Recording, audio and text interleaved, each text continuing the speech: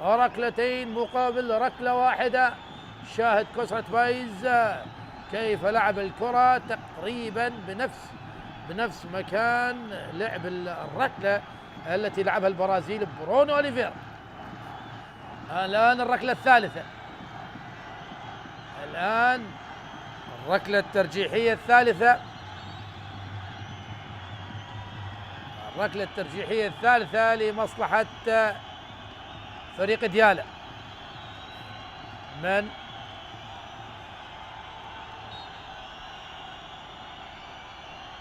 يتقدم يحيى علي، ممتاز، ينجح اللاعب يحيى بتسجيل الركلة الترجيحية الثالثة ليعدل ركلات الجزاء، ركلتين مقابل ركلتين من ثلاثة. نعم، يحيى يسجل الركلة الثالثة. الآن التعادل، لكن القرمة لديه ركلة ترجيحية أخرى. نعم، حاول ريباز مع الكرة. بابلو إنج البرازيلي أمام نور محمد، هل يرد الكرة ويبقى النتيجة تعادل أم يعود القرمة ويتقدم عن طريق بابلو إنج؟ بابلو البرازيلي، بابلو أمام نور، من سوف ينجح؟ بابلو يتقدم، بابلو ضيع البرازيلي، لكن ردها نور محمد البرازيلي. هذه المرة لعبها بالزاوية الأرضية، لكن متابعة نور محمد، شاهد نور محمد أبعدها. والآن التعادل يبقى بركلات جزاء 2-2. نعم، ديالا من 3 ركلات هدفين، والقرمة من 3 ركلات هدفين. وسط فرحة صادق حنون واللاعبين الاحتياط. الآن علي كريم الذي سجل الهدف الثاني، هدف التعادل في الوقت القاتل أمام ريباز عبد الله. علي كريم هل ينجح بالتسجيل في ركلات الجزاء؟ ممتازة من علي كريم، وأيضا يشير إلى أنفه. يعود ديالا ويتقدم بركلات الجزاء الترجيحية 3-2. القرمة الآن مع ركلة الجزاء الرابعة. شاهد علي كريم صوب بزاوية، وريباز ذهب بزاوية أخرى ليعلن عن تقدم فريق ديالا على فريق القرمة ب3 أهداف مقابل هدفين خلال ركلات الجزاء الترجيحية. الآن الدور على من فريق القرمة. زياد خلف، زياد يعدل، ممتازة من زياد خلف، ويطلب من الجماهير أن ترفع أصواتها، أن يسمع هديرها، أن يسمع صوتها. شاهد زياد خلف وضعها بالزاوية الصعبة، في الزاوية الصعبة. شاهد نعم، نور في زاوية والكرة في زاوية أخرى. الآن ركلة الترجيح الخامسة. مصطفى محمود الكابتن والقائد أمام ريباز عبد الله. مصطفى هل ينجح بالتسجيل؟ مصطفى يسجل الهدف الرابع بركلات الجزاء الترجيحية. ديالا 4 القرمة 3. حاول ريباز عبد الله الذهاب إلى الكرة، لكن كانت كرة سريعة من مصطفى محمود، وبالتالي عاد فريق ديالا وتقدم بالنتيجة. الآن القرمة من سوف يسدد الركلة؟ أي ضغط على صاحب هذه الركلة، على المسدد، أي ضغط، كأنه مستعجل اللاعب علي نجم أمام نور، يسجل التعديل 4-4. الآن نذهب إلى ركلات، نعم، إلى الركلة الإضافية، الركلة السادسة. الآن ذهبنا إلى ركلة مقابل ركلة، الآن نذهب إلى ركلة مقابل ركلة. حاول معها نور محمد لكن كانت في زاوية صعبة. نعم في زاوية صعبة جدا على الحارس نور محمد، وبالتالي يعدل علي نجم. الآن التسديدة السادسة، من سوف يصوب من فريق ديالا؟ من على التصويب؟ يحاول الآن هنا التصويبة، وركلة ناجحة عن طريق اللاعب حسنين.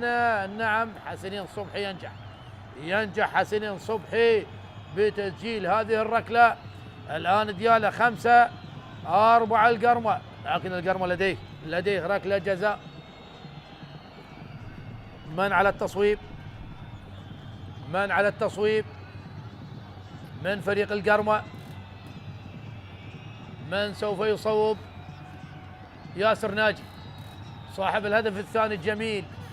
ياسر ناجي ينظر إلى نور، ينظر إلى المرمى.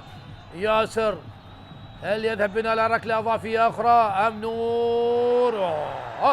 تصويبة قوية من ياسر ناجي وصعبة على نور، والتعديل الآن 5-5، ونذهب إلى ركلة الجزاء الآن السابع. نعم ركلة الجزاء رقم 7. شاهد تصويبة قوية نعم من ياسر ناجي، سدد بقوة وكانت صعبة على نور محمد، وبالتالي عدل النتيجة. ديالا الآن علي خالد المدافع يخوف علي خالد أمام ريبوز. علي ممتازة. نعم اللاعب الأشول علي خالد ينجح بالتسجيل. اللاعب وضع الكرة بزاوية والحارس ذهب إلى الزاوية الأخرى. ينجح الآن فريق ديالا التقدم من جديد 6-5. القرمة الآن من سوف يصوب من فريق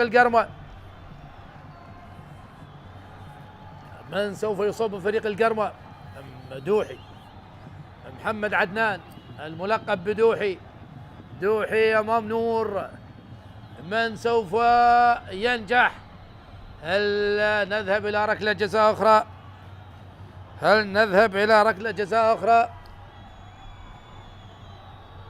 أم نور محمد يحسم الأمور؟ دوحي أم نور؟ دوحي يتقدم. صعبة جدا. دوحي وضعها بزاوية ونور اتجه إلى الزاوية الأخرى. شاهد محمد عدنان نعم لديه مهارة بالتصويب. شاهد بطن القدم بزاوية صعبة جدا، حتى لو نور محمد ذهب باتجاه الكرة صعبة جدا. عدل فريق القرمة الآن 6-6. من على التصويب؟ من فريق ديالا مصطفى اسماعيل اللاعب الذي دخل بديلا. مصطفى اسماعيل أمام ريبوز. حلوة من مصطفى اسماعيل، وضعها بالزاوية صعبة، في زاوية صعبة على الحارس ريبوز عبد الله. ويعود فريق ديالا يتقدم من جديد 7-6.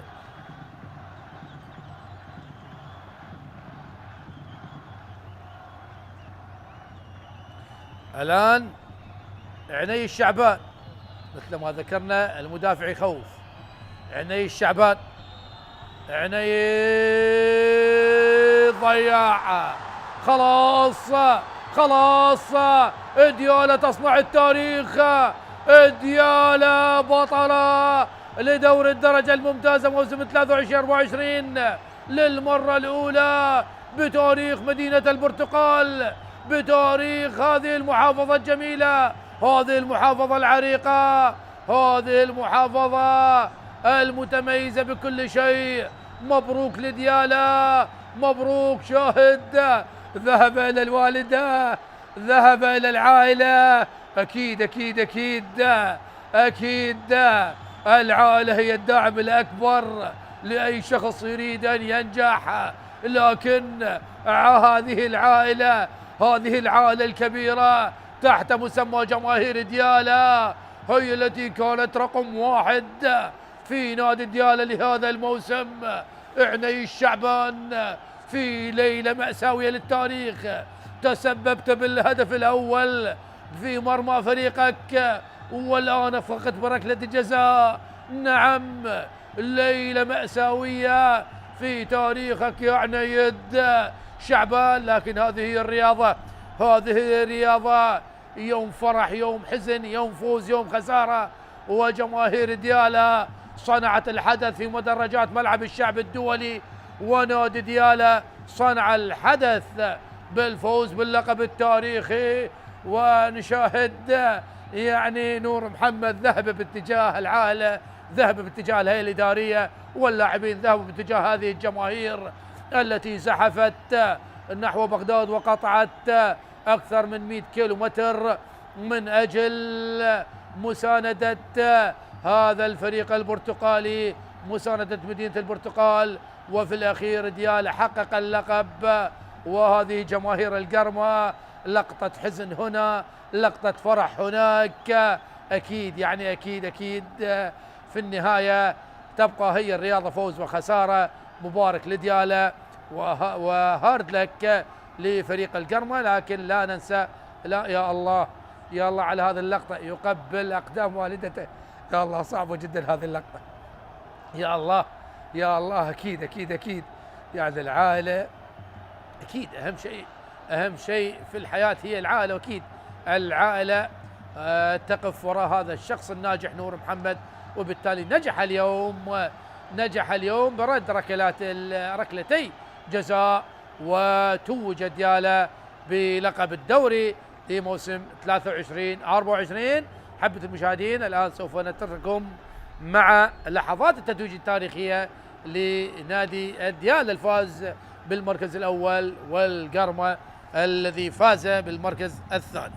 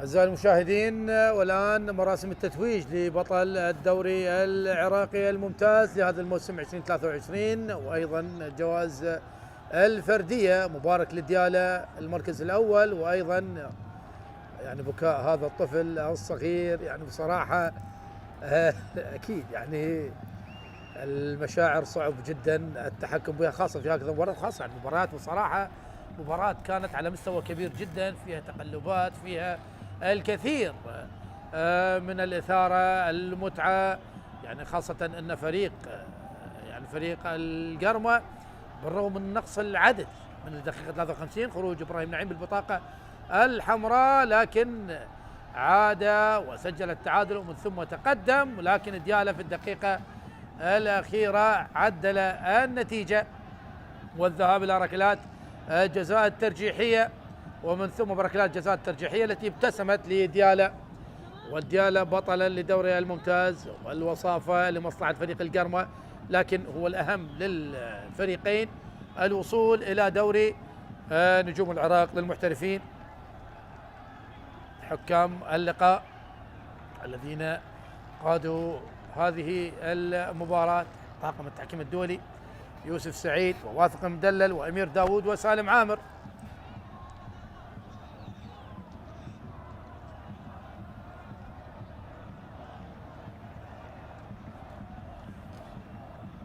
نشاهد الحضور الرسمي من قبل الاتحاد العراقي، الكابتن علي جبار وأيضا محمد ناصر وأحمد الموسوي.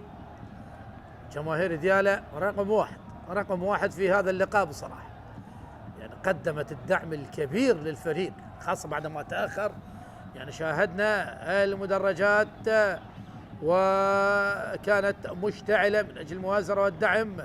شاهد ممر شرفي من فريق ديالة لفريق القرمة، يعني شاهدنا الكادر التدريبي والإداري وأيضا اللاعبين. روح الرياضية خلاص انتهت المباراة، انتهى معها كل شيء. مبروك للفائز، هارد لك للخاسر. نشاهد الآن الروح الرياضية موجودة، وتبادل القبلات وتبادل السلام ما بين لاعبي الفريقين. هذه اللقطات التي نريد دائما أن نشاهدها في الرياضة العراقية، ليس فقط على مستوى كرة القدم لكن حتى على مستوى باقي الألعاب. الآن طبعا تتويج إعطاء ميداليات الفريق الفائز بالمركز الثاني فريق القرمة. بصراحة فريق القرمة يعني قدم مستوى متميز وأداء كبير. يوسف سعيد حكم هذا اللقاء مع علي جبار.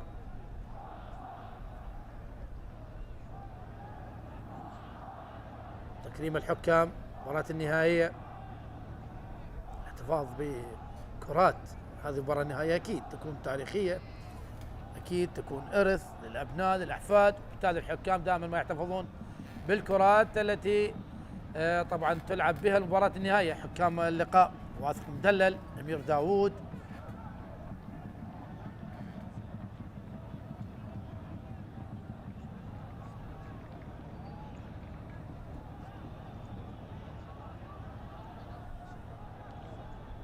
علي جبار الذي وقع على الكرات، سالم عامر وايضا علي جبار. لا، اليوم علي جبار راح يوقع كرات للصبح. النائب الاول لرئيس اتحاد العراق كرة القدم، سنوات طويلة هو في المنظومة الإدارية للاتحاد العراقي لكرة القدم. صراحة متعاون مع الجميع الكابتن علي جبار. طاقم التحكيمي يوسف سعيد، واثق مدلل، أمير داوود، سالم عامر. تحكيم دولي أكيد أداروا هذا اللقاء بصورة متميزة. أيضا المنسق الأمني والمنسق الإعلامي ومشرف الحكام صادق حنون، بطل للمرة الثانية بدوري الدرجة الأولى في المسمى القديم والمسمى الجديد دوري الدرجة الممتازة مع الصناعة 2021 ومع ديالة 2024. روح تذكارية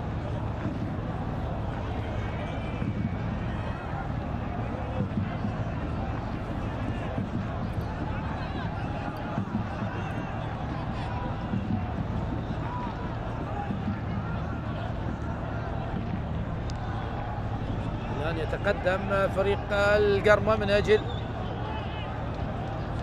طبعا إعطاء ميداليات الفريق الفاز بالمركز الثاني، كادر التدريب والإداري.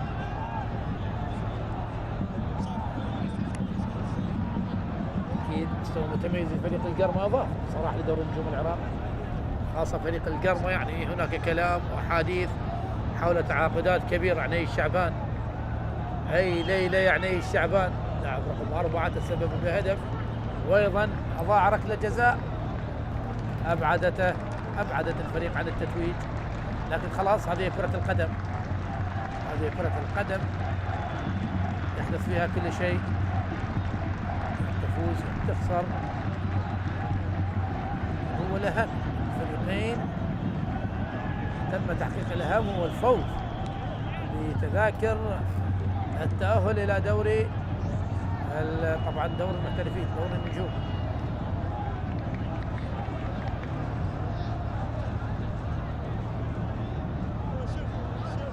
تقليدهم بالميداليات فريق الفاز المركز الثاني طبعا فريق البيشمركة ينتظر الخاسر من مباراة القاسم ونفط البصر من أجل مباراة تحديد من سوف يلعب بدوري نجوم العراق ومن سوف يلعب بدوري الدرجة الممتازة. مباراة صعبة جدا. أوليفيرا البرازيلي فريق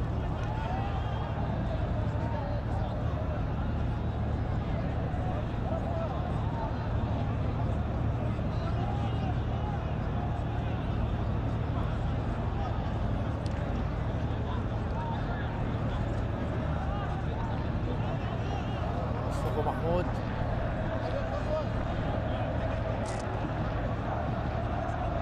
كابتن والقائد، سجل الهدف الأول، أيضا سجل بركلات الجزاء الترجيحية.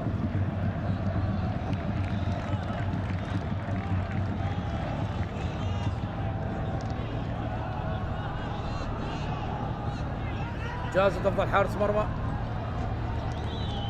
في الدوري العراقي محمد ناصر الاتحاد العراقي لكرة القدم، يسلم إلى نور محمد حارس مرمى فريق ديالا. استحقاق، نعم يستحق على الأداء الذي قدمه، وخاصة من فريق ديالا يعني فقط استقبل 18 هدف مع هدفي اليوم، 18 هدف من مجموع 27 مباراة، رقم متميز لهذا الحارس. وأيضا الحراس الآخرين بنادي ديالا، نتكلم عن الحارس عبد الله جبار،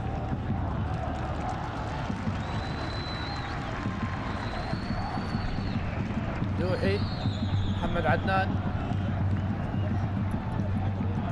يستلم جائزة الهداف فريق القرمة، يستلم نعم جائزة الهداف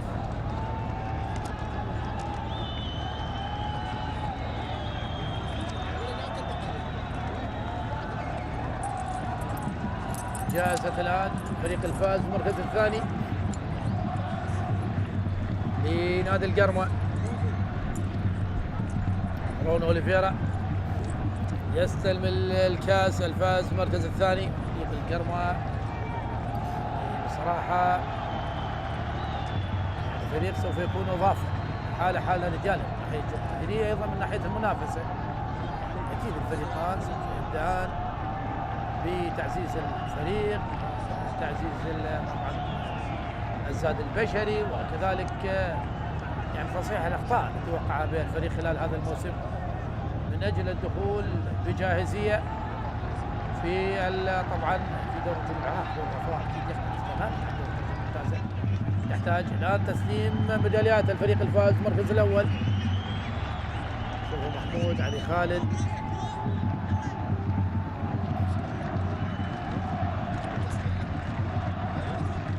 جبر، وكذلك عباس عثمان، علي عمار، علي ديالا، سيم حيدر.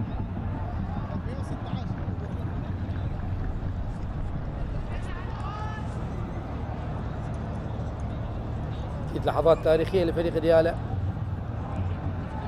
فوز بلقب هذا الدوري بعد سنوات عجاف في كرة القدم بديالى.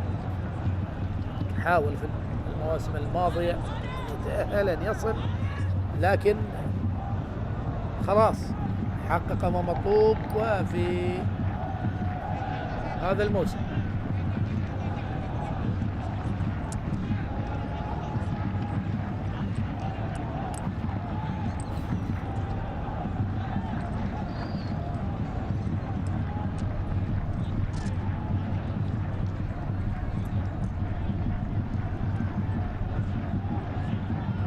الميداليات للاعبين الاداريين، الكادر التدريبي صلاح صادق خنون، سميح صبيح، حينما يذهبان باعتياد بالنجاح وتحقيق النتائج الجيدة، لكن هذه الجماهير ساندة وداعمة ومؤازرة، وقفت مع الفريق بأحلك الظروف.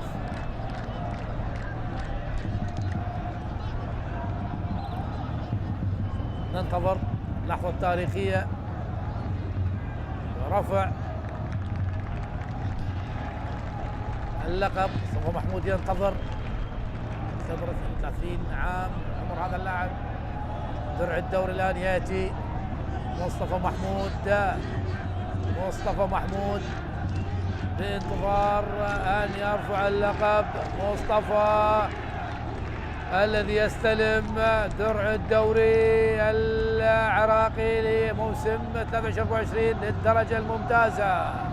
مبارك لديالى الفوز بلقب الدوري، وأيضا مبارك للقرمة الفوز بالمركز الثاني.